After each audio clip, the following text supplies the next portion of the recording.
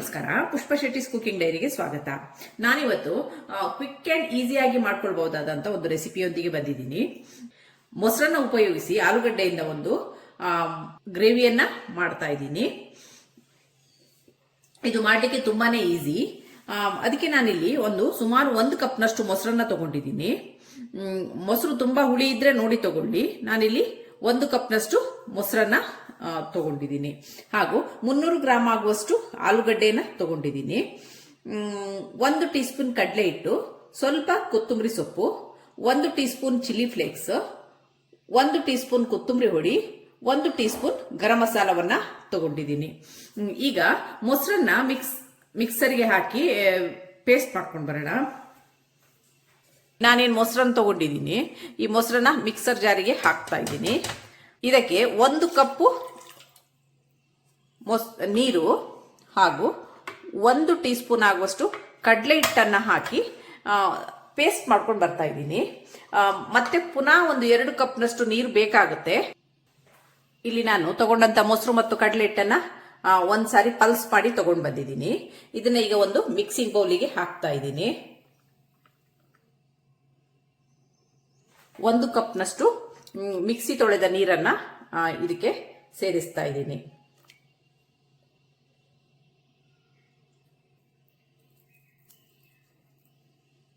ಈಗ ನಾನಿಲ್ಲಿ ಬೇಯಿಸಿಟ್ಟಂತ ಎಲ್ಲ ಆಲೂಗಡ್ಡೆಯನ್ನ ಸ್ಮ್ಯಾಶ್ ಮಾಡಿ ನಾನು ಮಾಡಿಟ್ಟಂತ ಮೊಸರಿಗೆ ಹಾಕಿದ್ದೀನಿ.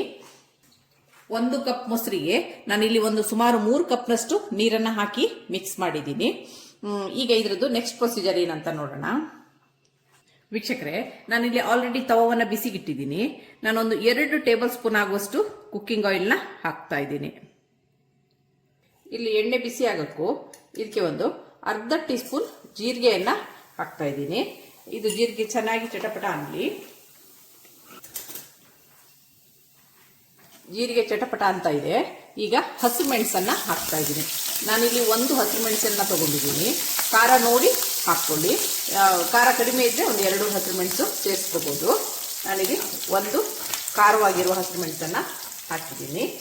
ನಂತರ ಅರ್ಧ ಟೀ ಸ್ಪೂನು ಹಳದಿನ ಸೇರಿಸ್ತಾ ಇದ್ದೀನಿ.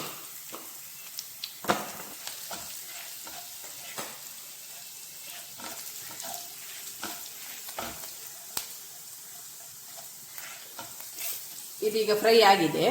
ಇದಕ್ಕೆ ನಾನೀಗ ಏನು ಮೊಸರು ಮತ್ತೆ ಆಲೂಗಡ್ಡೆನ ನಾವು ಮಿಕ್ಸ್ ಮಾಡಿ ಇಟ್ಟಿದ್ದೀವಿ, ಇದನ್ನ ಇದಕ್ಕೆ ಹಾಕ್ತಾ ಇದ್ದೀನಿ.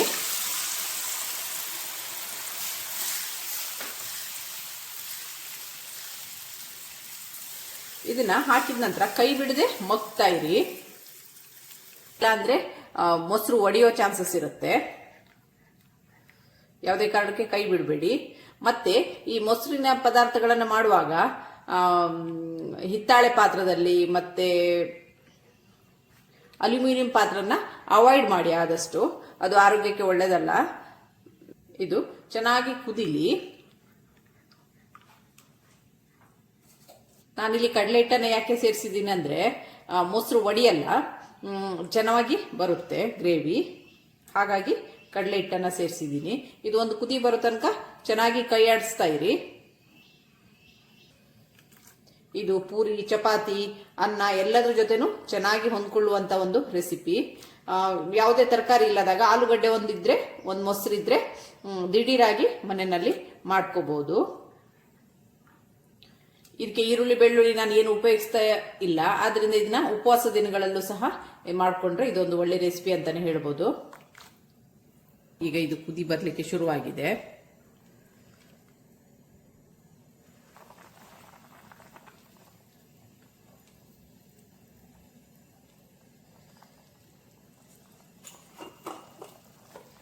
ಈಗ ಇದಕ್ಕೆ 1 ಟೀ ಸ್ಪೂನ್ ಆಗುವಷ್ಟು ಚಿಲ್ಲಿ ಫ್ಲೇಕ್ಸ್ ಅನ್ನ ಹಾಕ್ತಾ ಇದ್ದೀನಿ. 1 ಟೀ ಸ್ಪೂನ್ ಆಗುವಷ್ಟು ಧನಿಯಾ ಪುಡಿಯನ್ನ ಹಾಕಿ ಒಮ್ಮೆ ಮಿಕ್ಸ್ ಮಾಡೋಣ. ಚೆನ್ನಾಗಿ ಕುದಿಲಿ, ಮಸಾಲೆ ಎಲ್ಲ ಹೊಂದ್ಕೊಳ್ಳಿ. ಈ ಗ್ರೇವಿ ಮಾಡಕ್ಕೆ ಉಪ್ಪನ್ನ ಮೊದಲೇ ಹಾಕ್ಬಿಡಿ. ಈಗ ಚೆನ್ನಾಗಿ ಕುದಿ ಬಂದ ನಂತರ ಈಗ ಲಾಸ್ಟಿಗೆ ಉಪ್ಪನ್ನ ಸೇರಿಸುವಂಥದ್ದು. ಇದು ಚೆನ್ನಾಗಿ ಕುದಿಲಿ. ಈಗ ಇದಕ್ಕೆ ಸ್ವಲ್ಪ ಗರಂ ಮಸಾಲೆಯನ್ನು ಸೇರಿಸ್ತಾ ಇದ್ದೀನಿ.